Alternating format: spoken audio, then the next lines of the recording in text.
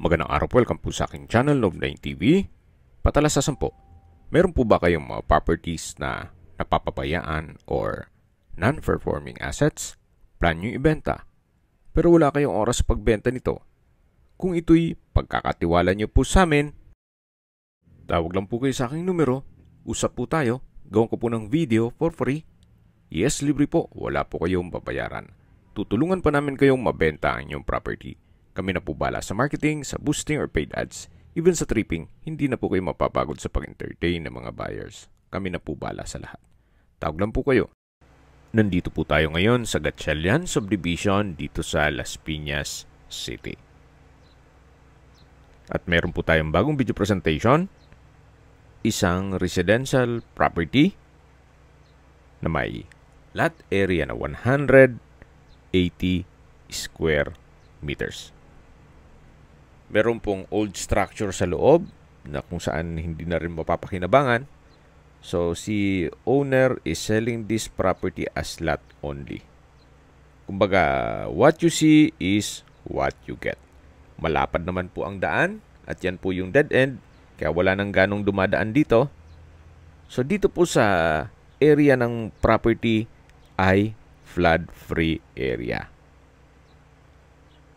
So, kayo-kayo lang ng mga residente dito ang dumadaan. Gawa ng wala naman pong ibang tagusan. So, hindi po maingay sa area to.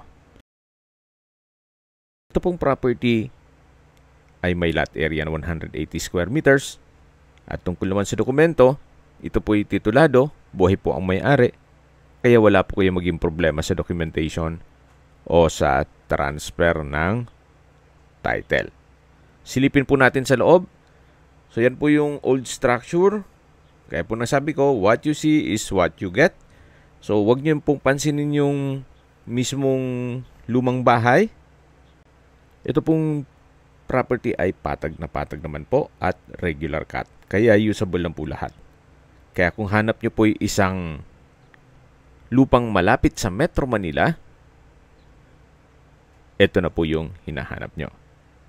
Kaya po nang sabi ko sa inyo, ito po yung flood-free at malapit po sa lahat ng business establishments. Okay, sa distance, location at travel time portion na po tayo. Mula po sa Evacom, kung saan meron na rin pong McDonald's, Pure Gold. Malapit na rin po ang Universal College ng Parañaque. Ang distance is 3.9 kilometers at ang travel time is 13 minutes. Mula naman po sa Olivares College at Olivares General Hospital, ang distance is 3.5 kilometers at ang travel time is 12 minutes. Mula naman po sa SM Sukat, ang distance is 2.7 kilometers at ang travel time is 8 minutes. Mula naman po sa C5 Extension, ang distance is 1.6 kilometers at ang travel time is 6 minutes. Mula naman po sa airport, ang distance is 24 kilometers at ang travel time is 18 minutes. Okay, sa presyo na po tayo. Binebenta po ito ni owner sa halagang 4.5 million pesos net. Ibig pong sabihin, si buyer na po ang sasagot sa lahat ng taxes at expenses with regard to documentation.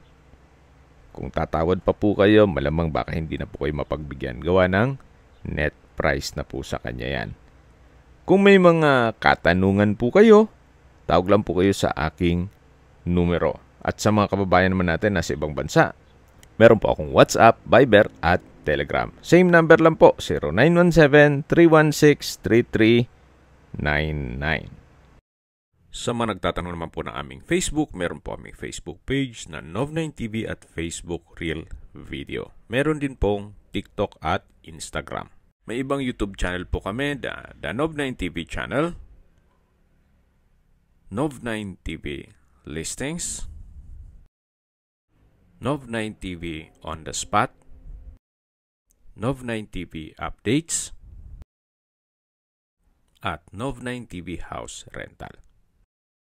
Sana po naibigyan nyo ang video presentation. Paki-like and subscribe na lang po sa aking channel para ma-update din po kayo sa aking future listings.